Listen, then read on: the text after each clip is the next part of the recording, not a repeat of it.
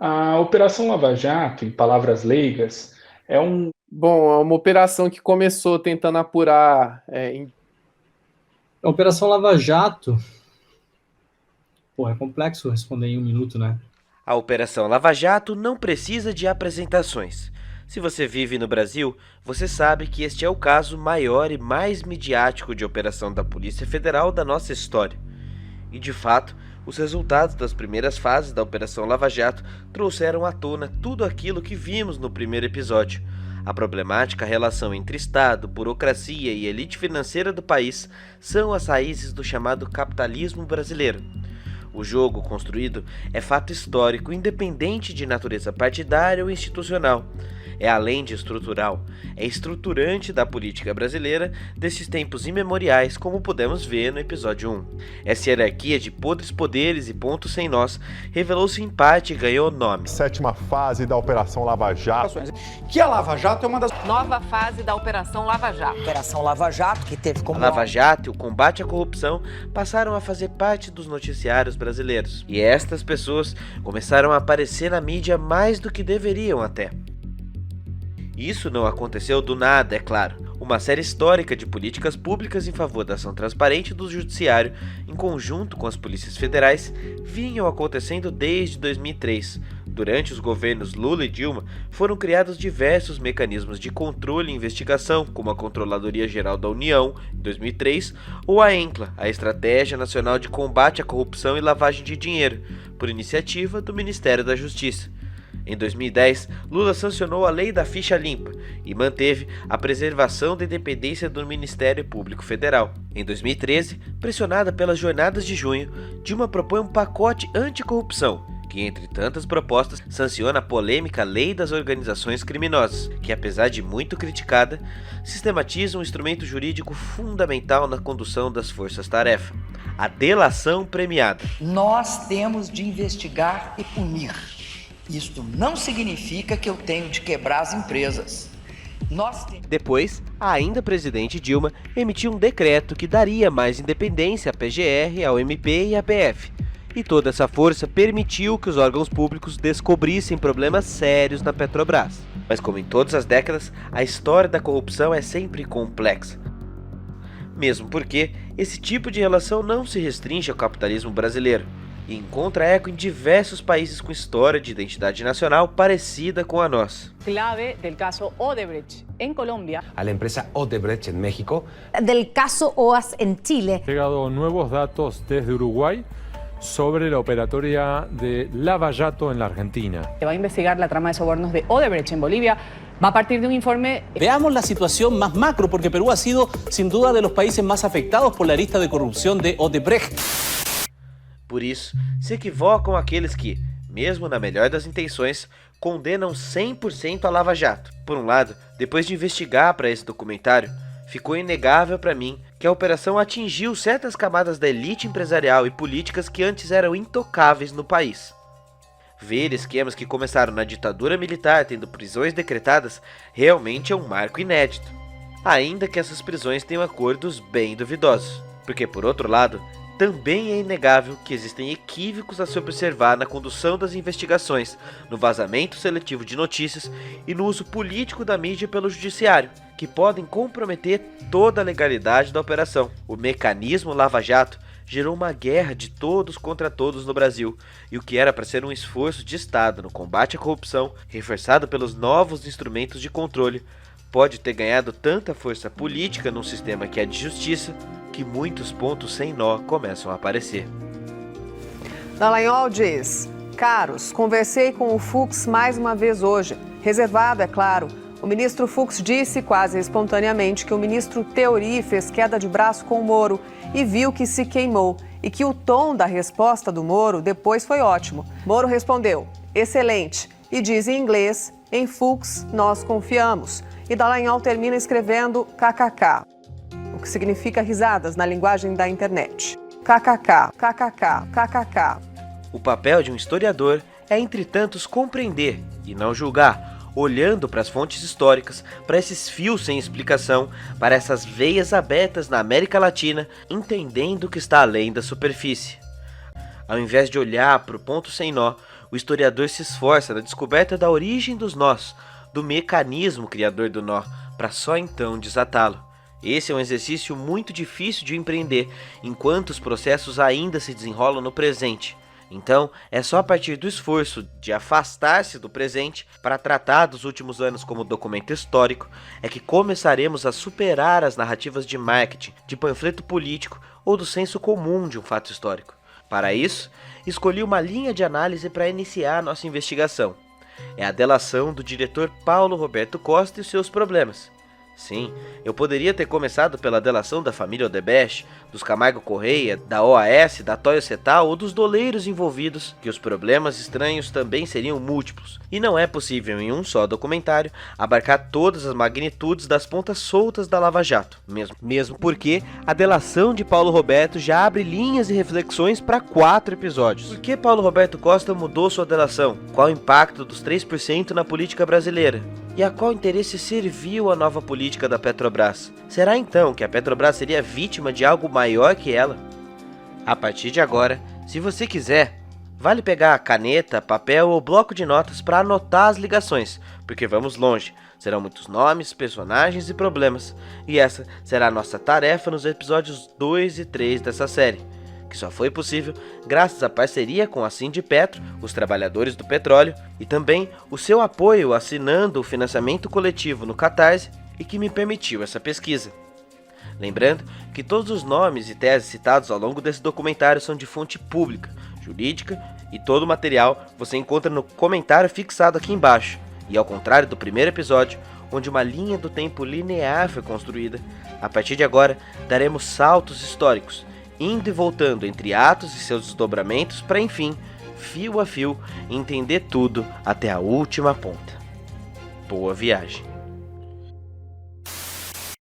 O Ministério Público Federal, já em 2014, eles falam o seguinte: a conveniência da instrução criminal mostra-se presente não só na cautela de impedir que investigados destruam provas, mas também na possibilidade de a segregação influenciá-lo na vontade de colaborar na apuração de responsabilidade, o que tem se mostrado bastante fértil nos últimos tempos. São palavras rebuscadas ou frases bonitas que, na verdade, mostram uma coisa só: a ideia de que o passarinho na gaiola canta mais alto.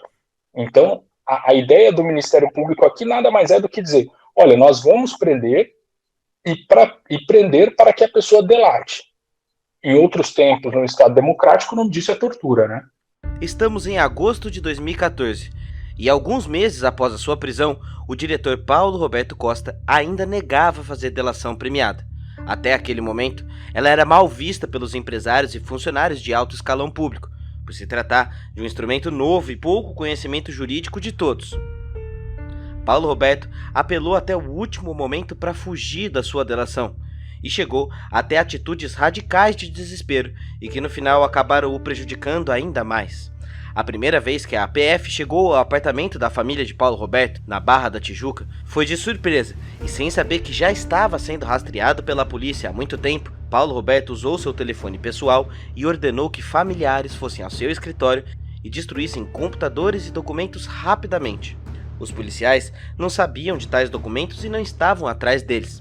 À época, Paulo Roberto estava sendo preso apenas por contratos com o doleiro Alberto Youssef. Porém, ao vasculharem a casa e o escritório da família e encontrarem tudo absolutamente vazio, a PF achou estranho.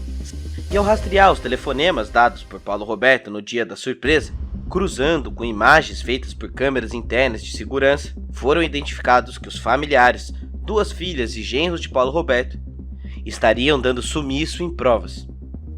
E o diretor, que antes era visto como um excelente técnico, benquisto, como vimos no primeiro episódio, agora passaria a ser suspeito de chefe de esquemas e contratos corruptos e também incriminar a própria família se não confessasse os seus crimes. Cheque mate. A Lava Jato, por meio da grande mídia, já anunciava sua tese. Paulo Roberto precisaria ligar políticos à corrupção a partir de sobrepreço das obras. Era isso que se esperava do diretor. Então, no início de setembro, juntamente de sua advogada Beatriz Cata Preta, ele passa a alegar ameaças e pressões por parte de sua família e decide fazer a famigerada delação. Na época, Paulo Roberto declarou que, abre aspas, diretores da empresa praticavam sobrepreço e fixavam suas propostas em uma margem de 3% em média, ou seja, o fruto da corrupção vinha diretamente dos cofres da Petrobras e, portanto, do patrimônio do Brasil. Fecha aspas. A bomba foi gigantesca. Na área de petróleo e gás, essas empresas, normalmente, entre os custos indiretos e o seu lucro, né, o chamado BDI, elas normalmente colocam algo entre 10% a 20%. Então, dependendo da obra, do risco da obra, da condição, né, do projeto, em torno de 10% a 20% para esse BDI. Por hipótese, o BDI era 15%, então se colocava normalmente em média 3% a mais. E não tinha nada, não passava nada pela Petrobras. Que empresas que participavam desse cartel que o senhor mencionou? Odebrecht, Camargo Correia, Andrade Gutierrez, IESA, Engevix, Mendes Júnior, UTC e talvez tenha mais aí. Você está indo no cerne da questão e o mais silenciado dos cernes da questão. Há alguma coisa muito podre por trás da República de Curitiba. E o nome disso desapareceu das manchetes de jornal. Se chama Beatriz Cata Preta. E um mês depois, no dia 2 de outubro, Cata Preta deixa a defesa de Costa. E não se esqueça disso, é uma informação importante depois. Mas o fato agora é que após a prisão de Paulo Roberto, uma onda de terror se instaura em Brasília. A casa caiu para geral, ou quase geral. Do lado dos diretores, Renato Duque é investigado e passa a ser representado pelo advogado Marlos Arnes. Pedro Barusco, outro diretor, também é investigado e contrata Beatriz Cata Preta e, num segundo momento, o advogado Antônio Figueiredo Bastos. Nestor Severo contrata Edson Ribeiro e assim por diante. Do lado dos doleiros lobistas, nomes que sempre atuaram na sombra ou que haviam sido esquecidos começam a aparecer. Os lobistas Jorge Luz e Fernando Soares, o conhecido baiano, ou ainda o antigo Pedro Paulo Leone Ramos, o PP, lembra dele? Do esquema de corrupção na época do Collor. Enfim, do lado dos partidos, a primeira acusação formal é nomeada por Paulo Roberto. Era um sonho meu chegar a diretor e quem sabe chegar a presidente da companhia. Mas, desde o governo Sarney, governo Collor, governo Itamar, governo Fernando Henrique, todos, governo Lula, governo Dilma, todos os diretores da Petrobras e diretores de outras empresas, se não tivesse apoio político, não chegava a diretor. Isso é fato. Pode ser comprovado. Os 3% de Paulo Roberto Costa mudaram o rumo do Brasil. Era ano de eleição. A mídia passa a atacar o governo e isso também é prato cheio para os adversários e opositores do PT. Apesar de já envolver na época alguns outros partidos como PMDB, PP, DEM e tantos outros, cria-se uma narrativa de responsabilidade única que ignora tudo o que falamos no episódio 1. Em relação ao governo federal, quem são os responsáveis pelas irresponsabilidades e falcatruas que ocorreram agora na Petrobras? Isso é responsabilidade do governo do PT comandado pela presidente Dilma. A imprensa brasileira ela sempre teve uma tradição de ver o mundo através dos olhos do poder, né? Então, se você for voltar para os jornais brasileiros impressos dos anos 50, 60, 70, os grandes jornais brasileiros que eram considerados, né, JB, Folha da Tarde e tal, você vai ver que sempre a maneira como se enxerga o mundo e como se publicam as histórias é através dos olhos do juiz. Você parte da perspectiva do poder. E os outros sempre são o outro lado, né? Isso não foi diferente com a Lava Jato. A gente muitas vezes esquece que os procuradores são o poder, são os poderosos, né? E a Lava Jato, ela vem quase como um serviço de terceirização de reportagem. Na prática é isso que acontece, né? Durante muitos e muitos anos. Você não precisa mais, para fazer uma edição do Jornal Nacional, fazer uma mega investigação. Curitiba está fazendo por você. Então, uma manchete que você publica, fulano de tal é investigado pela Lava Jato, ou fulano de tal foi condenado no processo da Lava Jato, para a população é tudo a mesma coisa. É um bandido, ponto final. No dia 24 de outubro, a Veja, que era conhecida por suas capas translocadas de oposição às vésperas de eventos importantes para o Brasil, solta uma matéria que tenta decidir as eleições, com a capa "Eles sabiam de tudo", e que deixaria claro o envolvimento dos petistas no esquema de corrupção. E a Petrobras nisso tudo, você pode estar pensando? O balanço comercial de 2014 da empresa, que deveria ser divulgado em novembro, foi adiado 2 vezes devido a investigações, como já mostramos no episódio 1. No dia 28 de janeiro, a Petrobras divulga os seus resultados e, sem revisão e aprovação dos auditores independentes, decepciona a entidade chamada mercado.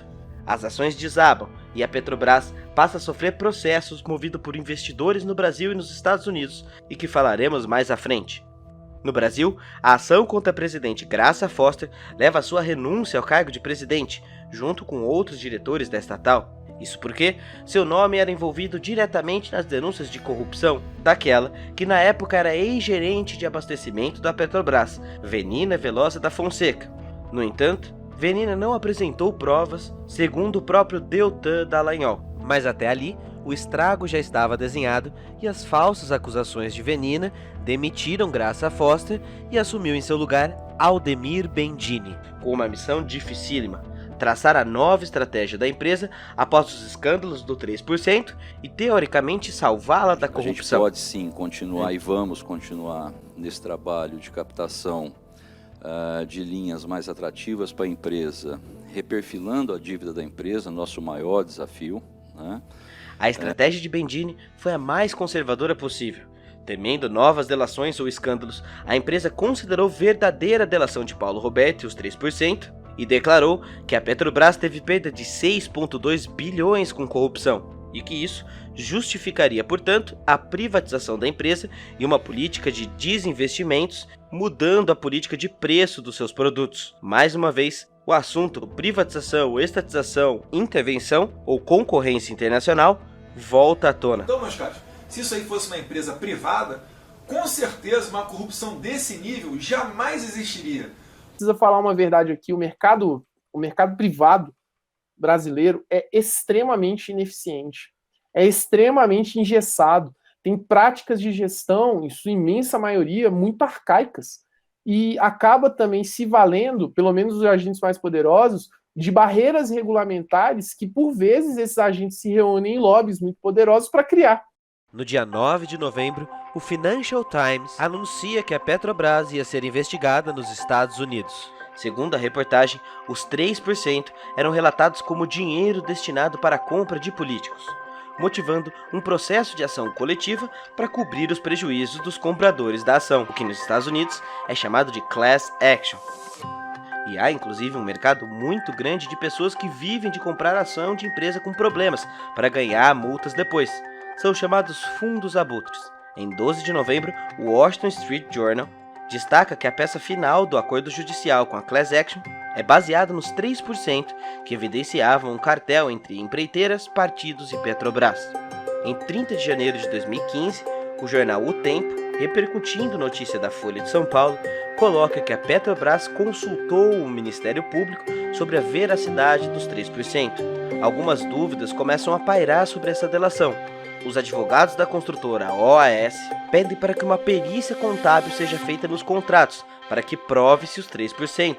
Eles tentavam contestar a informação de que haveria superfaturamento.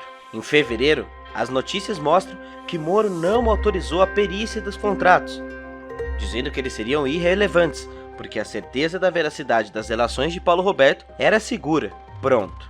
Com a força da credibilidade do juiz Sérgio Moro naquele momento, a narrativa dos 3% de Paulo Roberto Costa ganha cada vez mais força midiática, e isso aprofunda a nova gestão da Petrobras de mudar suas políticas de preço.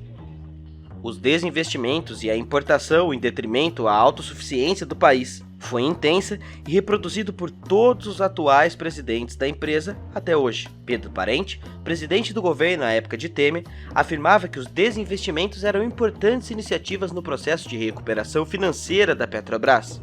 E assim, a política de preços foi alterada. Antes, havia subsídio estatal para segurar o preço do diesel. Depois, o diesel aumentou em nome do desinvestimento.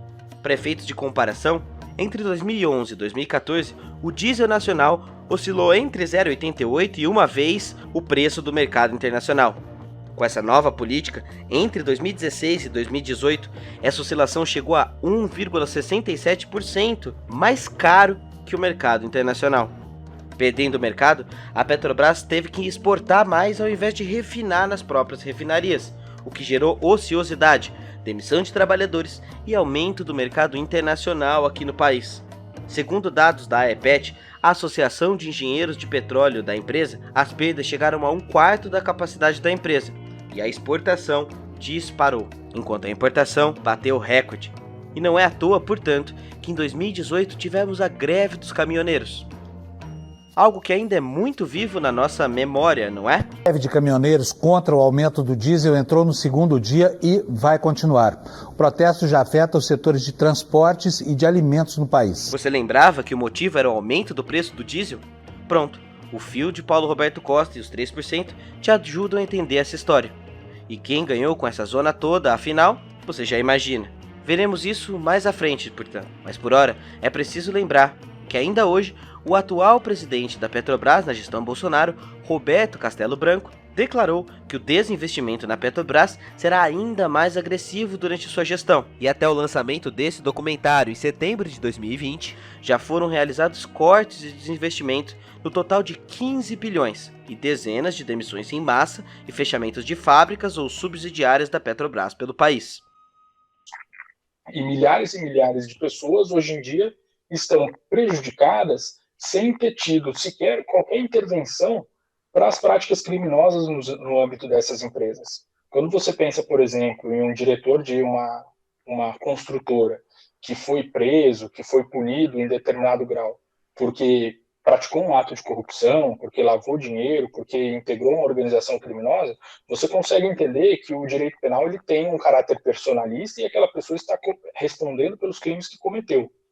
A partir do momento que você pega uma empresa com mais de 10 ou 20 mil funcionários e coloca ela abaixo e faz com que essa empresa pague multas e pague e responda apenas que ela não tem sequer a mínima relação, ou se a relação não for de culpa dela ou dos seus funcionários, isso basicamente o que você está fazendo é criar um sistema de dois pesos para uma mesma medida, novamente falando, e que você vai estar penalizando todos os funcionários dessa empresa. É isso que aconteceu com... Voltando à nossa linha do tempo, como já visto no episódio 1, no dia 15 de abril de 2015, agora com um novo advogado, João Mestieri, Costa altera sua narrativa de sobrepreço e participação da Petrobras e verbaliza oficialmente que o montante era tirado da margem de lucro das empresas, das empreiteiras. Quem deu o furo jornalístico foi a Folha de São Paulo. Se em 2014 ele dizia que as empresas fixavam suas propostas com uma margem de sobrepreço em cerca de 3%, agora ele diz que os valores entregues aos partidos eram retirados da margem de lucro das empresas e não se pode dizer que houve sobrepreço. Portanto, nesse caso, a Petrobras não teria pago a mais pelas obras, e até agora não há nenhuma evidência de que as obras tiveram sobrepreço por atuação da Petrobras. E isso muda toda a narrativa. Inverte toda a história. A repercussão da mudança na mídia até existiu, mas não fez tanto barulho quanto as primeiras delações.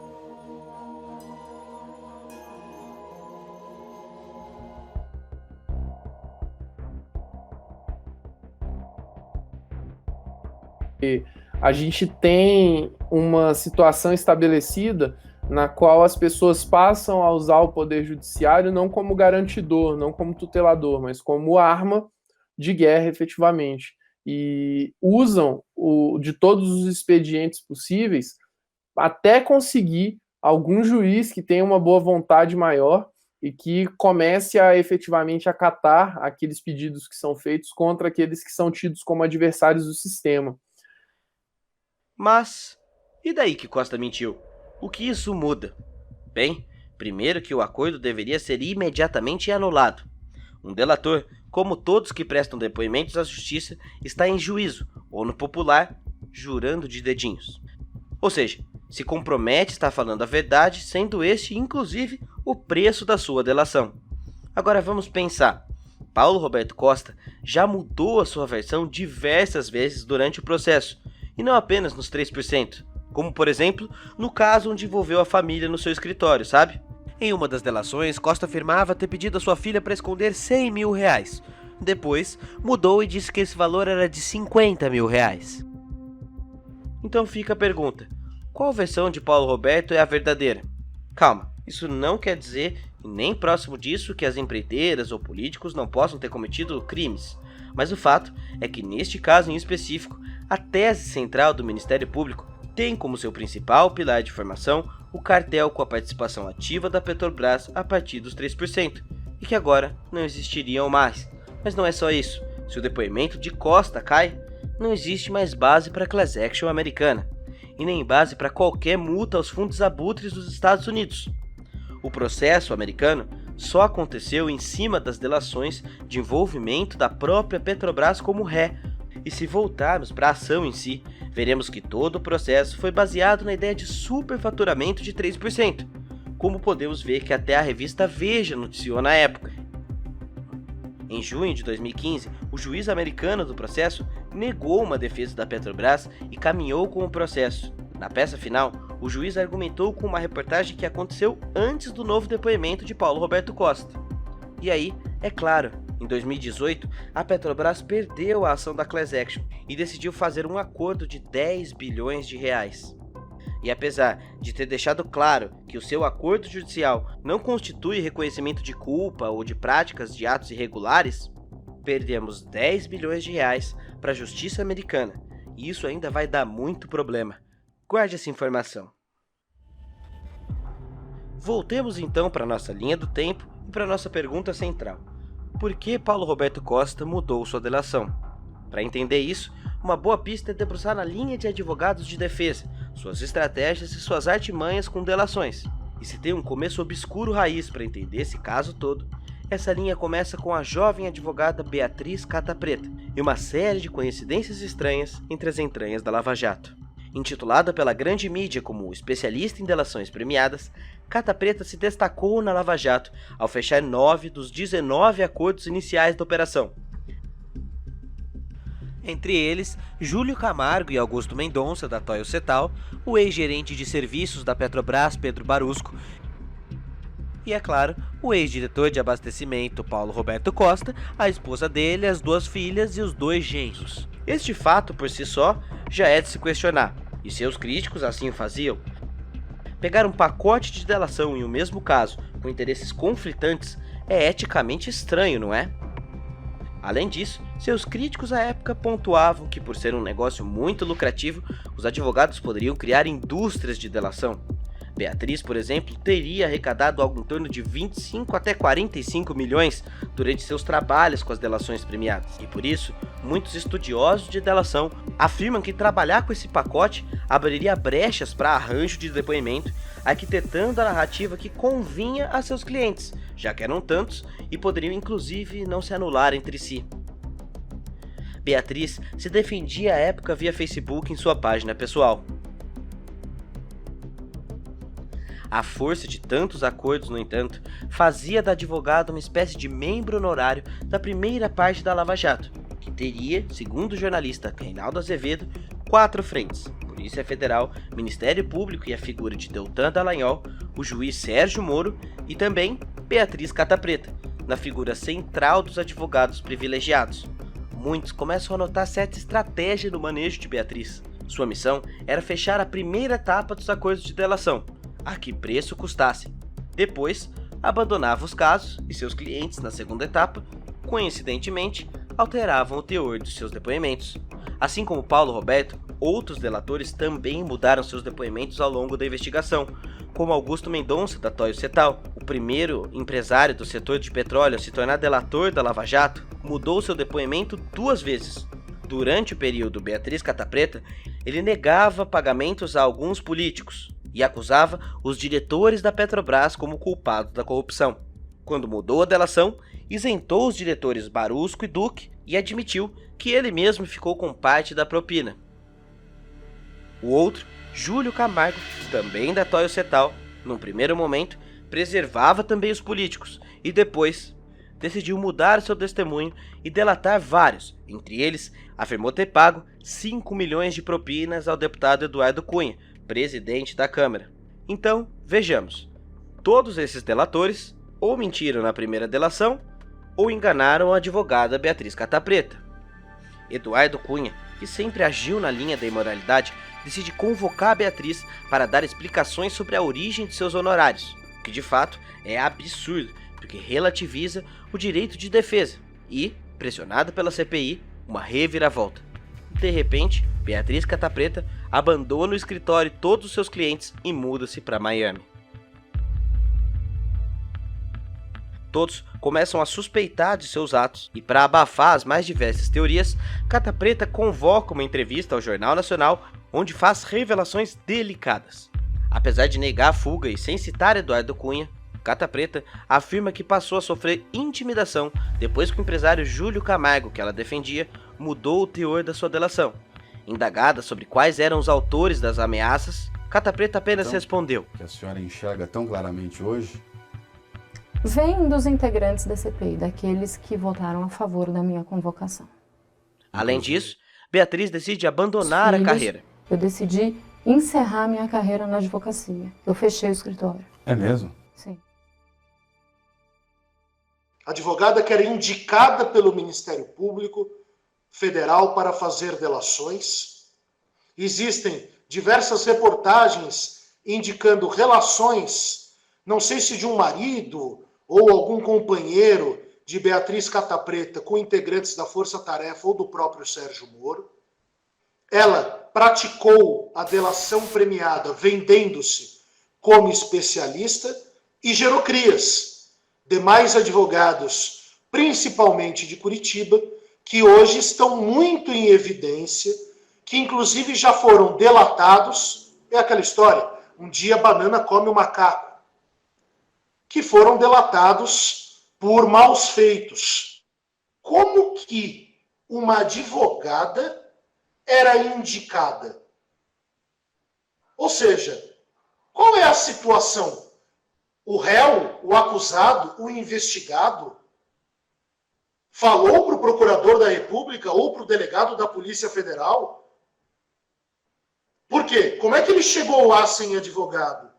Eles estavam ouvindo pessoas sem advogados? Porque, convenhamos, grandes empresários, grandes políticos, pessoas ricas, abastadas, não vão se colocar numa situação como essa sem advogados. A história de Beatriz Catapreta é a história que precisa ser investigada. Que precisa ser investigada. Até hoje, não há investigação sobre o celular de Eduardo Cunha e o que teria acontecido naquela época. Mas hoje, já sabemos que Sérgio Moro instruiu a força-tarefa da Lava Jato a não apreender o celular de Cunha. Por quê? Não sabemos. De qualquer modo, com a desistência de Catapreta, abre-se um novo espaço de disputa. Quem seria o advogado ou advogada a cumprir esse papel? Novos rearranjos de poder começam a aparecer. No lugar de Beatriz Catapreta, o mesmo advogado do doleiro Alberto Youssef, Antônio Figueiredo Basto, advogado de Curitiba, passa a assumir alguns casos. Outros advogados mais jovens, e no ramo do direito 45 anos é bem jovem, surgem aos montes em Curitiba. É neste momento que ganha destaque o advogado Marlos Arnes, aquele que conseguiu substituir a misteriosa Catapreta como advogado principal nos acordos de delação. Marlos foi o responsável pelas negociações dos acordos dos empreiteiros da Camargo Correia. Além disso, foi advogado de Eduardo Cunha e sua esposa Cláudia Cruz. E suas relações, tanto com os delatores quanto com o Ministério Público, começam a aumentar cada vez mais. É uma espécie de poder de barganha, uma moeda de troca. Nesses acordos, é essencial uma relação de confiança entre o advogado e os membros da Lava Jato. Dependerá deles, especialmente do juiz, negociar a redução das penas e aprovar ou não o conteúdo das delações. Marlos Arnes foi esse nome de confiança por um tempo e não se esqueça dele, ele será importantíssimo daqui a pouco. E depois nós vimos um verdadeiro show de horrores. Advogados absurdamente desconhecidos, que os seus trabalhos depois entraram no chamado recall, porque eram trabalhos mal realizados e os advogados já estavam pagando de estrelas por aí, com charutos na boca, como se fossem grandes milionários, e eles não têm nenhuma capacidade virtuosa, não só no mundo do direito, mas também no próprio mundo da justiça, foram criados por esse sistema comercial chamado Lava Jato, que se inicia com Beatriz Catapreta. Isso levanta alguns questionamentos, isso acaba provocando algumas perguntas, inclusive para a prática da advocacia. Até que ponto é positivo que o advogado seja tão estrela, que o advogado apareça tanto, que o advogado exponha tanto a si mesmo e até mesmo a própria profissão? Chegamos no ano de 2016, o ano do hoje já admitido golpe contra Dilma Rousseff. Calma, é óbvio e ululante que houve erros políticos, econômicos e estratégicos do governo Dilma e do governo PT, e que afetaram negativamente o processo de acumulação das classes mais baixas e que levaram à falência a preterida conciliação de classes. Sabedora disso, inclusive, Dilma até adotou um mix de políticas econômicas bem diversas, que iam de estímulos ao consumo pelo lado da oferta e seguir a agenda de industriais, especialmente da Fiesp, a Federação das Indústrias do Estado, reduzindo a taxa Selic, desvalorizando o câmbio, entre tantas outras coisas. Isso, no entanto, não foi suficiente, porque Dilma parece não ter sido exatamente uma boa gestora política e não obteve os resultados esperados. O que, por um lado, desacelerou as taxas de lucro do seu governo e dos governos anteriores, e, por outro, aumentou muito a sua impopularidade. Soma-se isso à redução da capacidade econômica e fiscal do governo, que passa a utilizar com maior amplitude a tal pedalada fiscal. Dilma até tenta reverter a situação com um corte de gastos, mas parece tarde. Mesmo porque, nessa época, Eduardo Cunha propunha as pautas bomba, 22 bilhões, que praticamente anularia o corte imposto por Dilma. Enfim, essa batalha no Congresso de fato acelera o impeachment, mas não é causa isolada geradora, pois não se pode ignorar o poder paralelo que a Lava Jato construía no período. O poder da operação passou a ser decisivo no trâmite político, e este é o momento mais alto de intervenção jurídica da operação na esfera da política. Algo bastante duvidoso do ponto de vista moral. Que Deus tenha misericórdia dessa nação. Voto sim. O país se divide. De um lado, a tese da moralidade, que contra a corrupção gritava fora Dilma. A opinião pública estava mais sensível do que nunca, perdendo popularidade cada dia a mais. Dilma estava a um fio de ser impeachmentada. Porém, nenhum dos erros do governo Dilma explica ou justifica qualquer tipo de conduta inadequada por parte de outro poder, como durante os vazamentos seletivos que ocorreram muito por parte de Sérgio Moro. O episódio mais conhecido entre os erros apontados na Lava Jato foi a divulgação de um grampo telefônico entre Lula e Dilma à época do impeachment. Em 16 de março de 2016, às vésperas da votação do impeachment, comandado por Eduardo Cunha, Sérgio Moro proferiu despacho em que derrubou o sigilo de grampo e permitiu divulgação de ligação telefônica entre Dilma e o ex-presidente Lula, afundando de vez o já desgastado governo Dilma Rousseff e criando o ambiente perfeito para o golpe sem crime de responsabilidade. Alô, minha filha. Alô? Alô? Oi, Lula. Tudo bem? Não, tô achando tudo bem, não. É o seguinte, eles estão convencidos que com a imprensa chefiando, sabe, qualquer processo investigatório, eles conseguem refundar a República. Alô? Alô? Lula, deixa eu te falar Fala, uma querida. coisa. Ah. Seguinte, eu tô mandando o Bessias junto com o papel pra gente ter ele e só usa em caso de necessidade, que é o termo de posse. Uhum. Tá? Ah, tá bom, tá bom. Só isso, Albert, você espera tá aí bom. que ele tá indo aí, Tá bom, tô aqui, fica aguardando. tá? Tá bom. Tchau. Tchau, querida. A situação da delação enquanto uso de dois pesos para uma mesma medida é uma coisa muito comum. Inclusive há, por exemplo, delações, e a delação a gente pressupõe que ela só traga a verdade, há delações que falam, que incriminam uma pessoa e inocentam outras.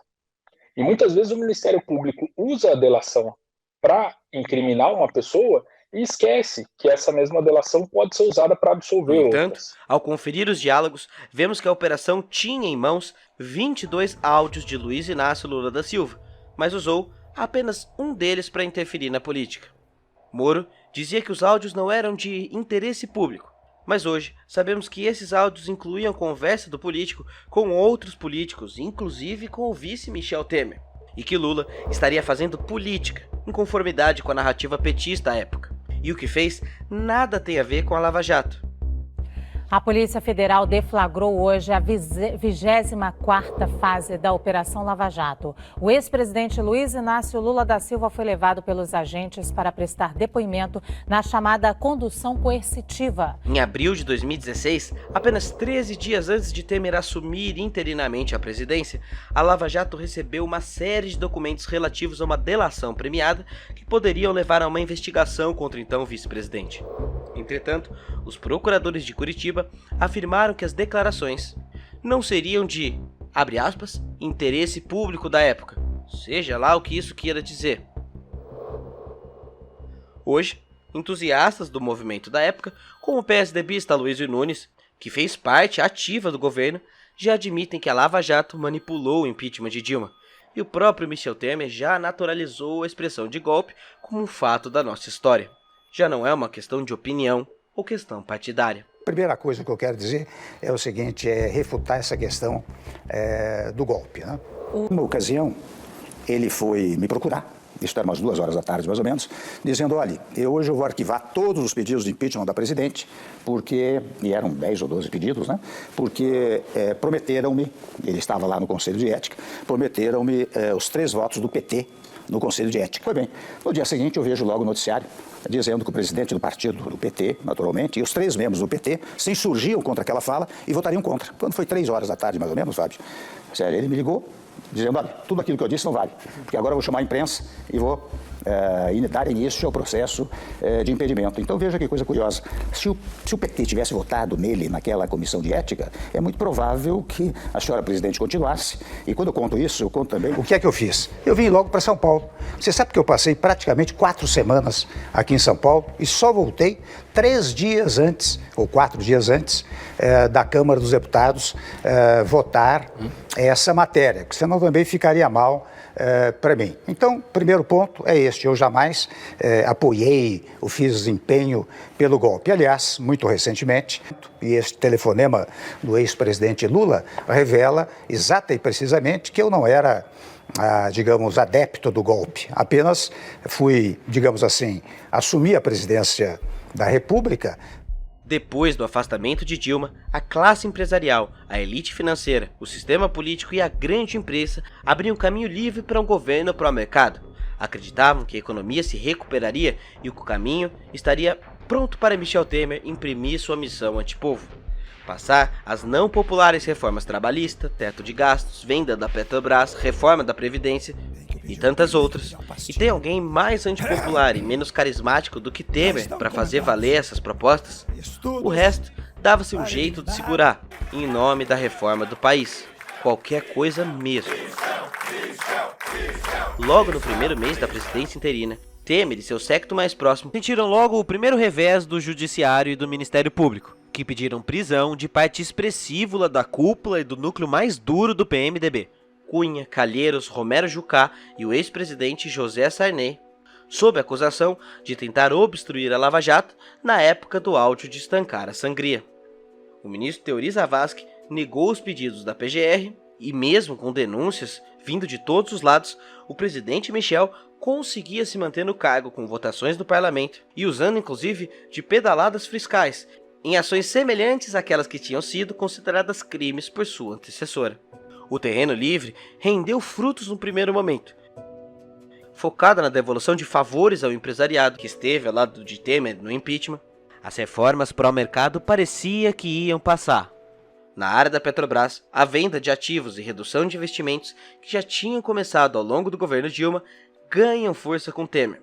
O plano de negócios e gestão, que previa investimentos de 206 bilhões, cai a 130 bilhões e a venda de ativos da empresa supera a casa dos 60 bilhões.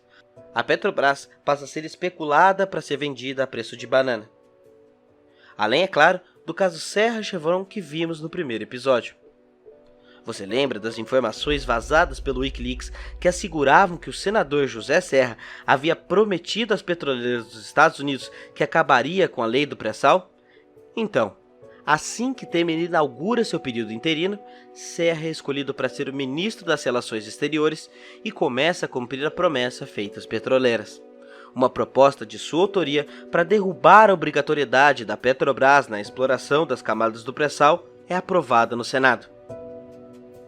Às vésperas de se confirmar na Câmara sua proposta aprovada no Senado, Serra recebeu no Itamaraty a cúpula britânica da Shell, como quem já não tem mais medo de esconder suas relações e a quem serve seus interesses. Analistas políticos de oposição dizem que Serra nesse cargo era como colocar a raposa americana para vigiar os ovos de ouro brasileiro. Não deu outra.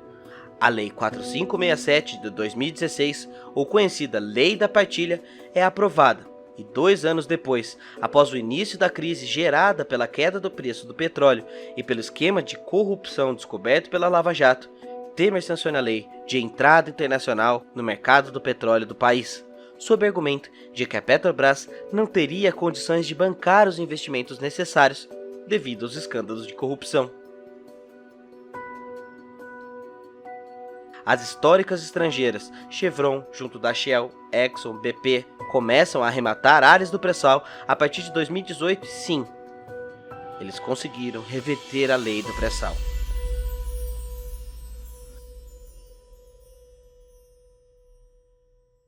E o que eles fizeram foi começar a quebrar a perna da Petrobras direto. A Petrobras tinha um papel central na industrialização, criando essas cadeias da indústria de máquinas e equipamentos, na pesquisa, com as parcerias que ela fazia, desde as universidades, COP, e tudo, até laboratórios de grandes fornecedores mundiais, que nem a GE e outros, que vieram para o Brasil para se acoplar nesse esforço. Então, o Brasil ia sair daí como uma Noruega 10 vezes maior. Então, aí também, que em nenhum momento você teve uma baita expansão do Ministério Público, em nenhum momento se tratou de dar a esses procuradores, procurador-geral, o conceito de interesse nacional. Pô, vocês são parte do poder nacional, vocês têm que defender o interesse nacional. Então, para eles, quebrar empresas, quebrar engenharia, produzir desemprego, isso aí é subproduto. A reforma da Previdência não passou de modo algum, por mais que diversas vezes tentativas ou modos estranhos ou alternativos fossem tentados. Não aprovarem a reforma da Previdência, é verdade que daqui a 2 ou 3 ou 4 anos o governo não vai ter mais dinheiro para pagar a Previdência de ninguém, é verdade isso? Nós não vamos ter dinheiro para pagar aos aposentados, essa é a verdade. É só isso. É isso mesmo. É só isso. Exatamente isso. Vai embora? Posso dar um dinheiro para você aqui? À vontade. Eu vou fazer uma coisa que você faz com seus colegas de trabalho. Eu vou passar um dinheiro para você. Ganhei 50? Ganhei 50. Apesar disso, porém, a crise política alinhada à falta de carisma e o excesso de escândalos do governo Temer gerou algo fora dos cálculos. Um aprofundamento severo da descrença política da população começa a florescer e o ódio gestado durante anos passa a dar os seus primeiros indícios de negação da política. A população e o mercado dão sinais de afastamento do sonho ou fantasia que Temer resolveria a corrupção. Um novo sinal começa a ser dado em 2017. O jornal o Globo divulga que Joesley Batista, em delação, entregou uma gravação feita na noite de 7 de março em uma conversa reservada que teve com o presidente Michel Temer no Jaburu. O colunista Lauro Jardim revelou no site do jornal O Globo que o dono do frigorífico JBS, Joesley Batista, entregou ao Ministério Público Federal uma gravação feita em março deste ano. Nela, Joesley Batista conta ao presidente Michel Temer que está pagando pelo silêncio do ex-deputado Eduardo Cunha. Além delas, outras gravações com o senador Aécio Neves são divulgadas. O empresário Joesley Batista, do grupo JF, disse em depoimento à Polícia Federal que pagou mesada ao senador Aécio Neves por quase 1 ano e meio. Sim, o Aécio, que antes atirava para todo lado acusando um só partido, também estava envolvido no mesmo esquema de corrupção e no centro da operação do seu partido. Sua permanência no cargo de senador aumentou ainda mais a deslegitimação do sistema político e do STF junto à população.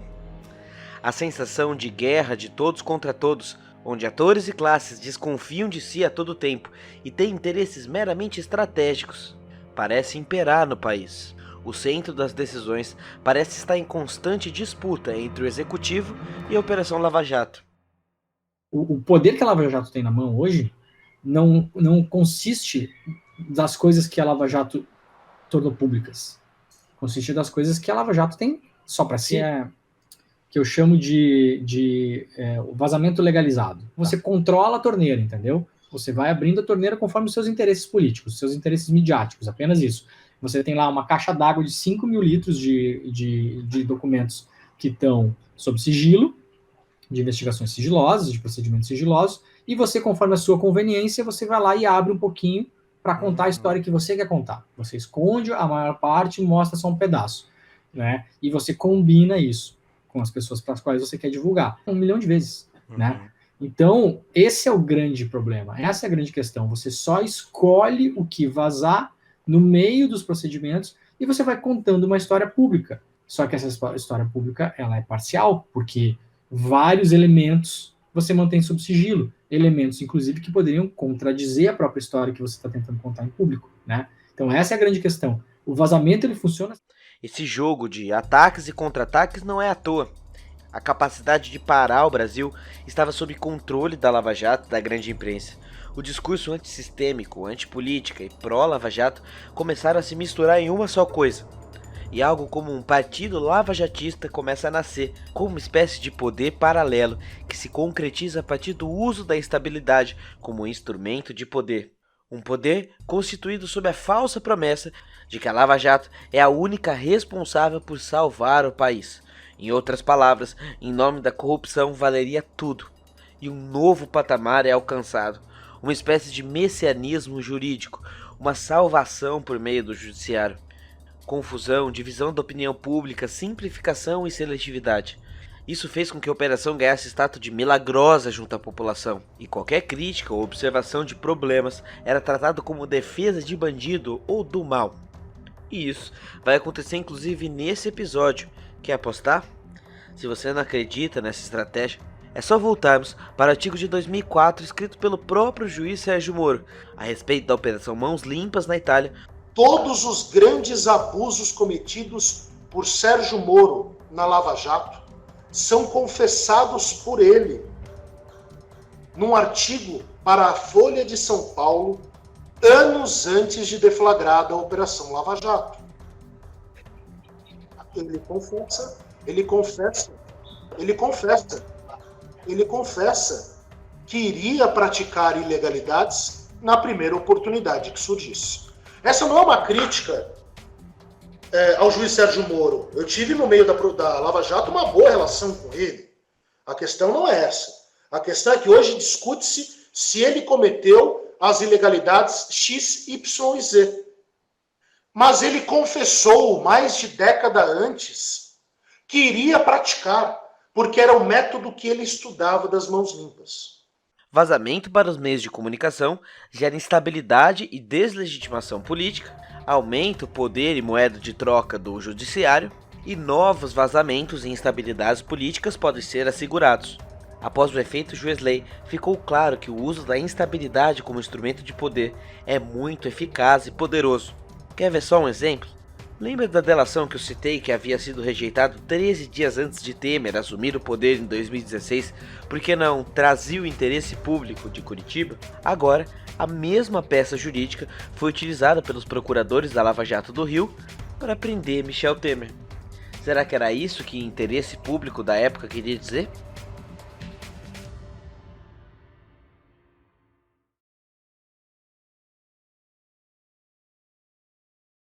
No auge da crise, em 2017, representantes das Forças Armadas, como então o general Eduardo Vilas Boas, mudaram da histórica posição passiva do Exército e passaram a expressar publicamente os seus posicionamentos em favor da Lava Jato. Outro general passou a falar em intervenção militar e, apesar de ter sido criticado pelo Exército na época, hoje sabemos que ele tem um nome.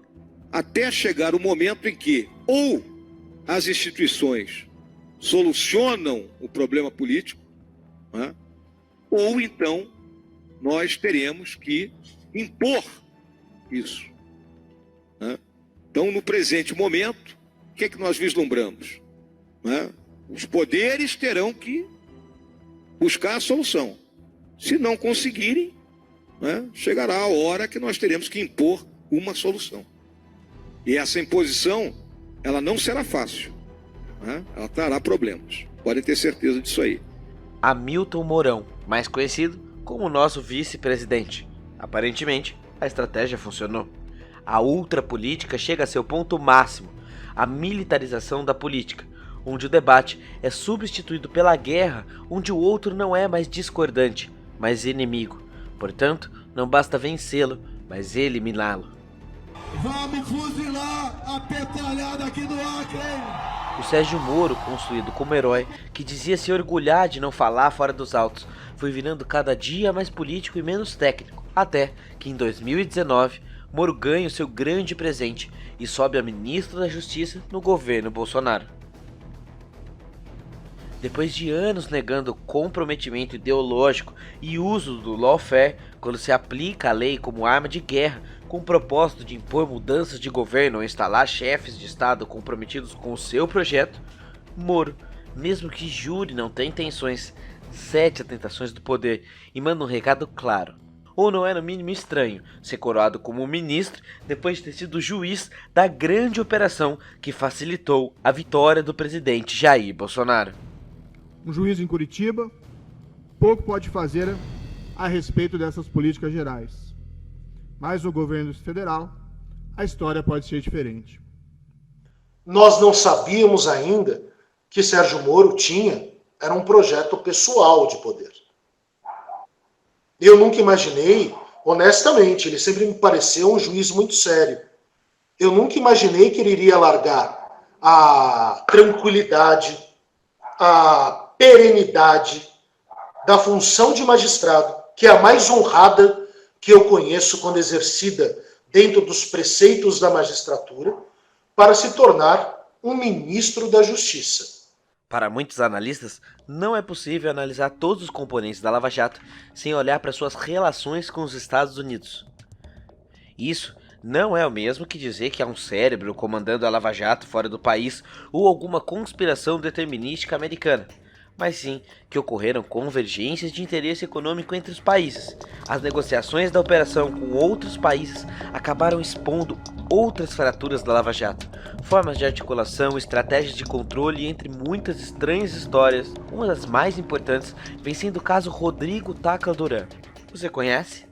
Se essa tese proceder e for verdadeira, a Lava Jato estaria montando uma espécie de teatro da justiça, uma empresa de delação, onde juiz, procuradores e advogados se conversam, se beneficiam e negociam a defesa ou não dentro das regras a partir de pressupostos bem estranhos.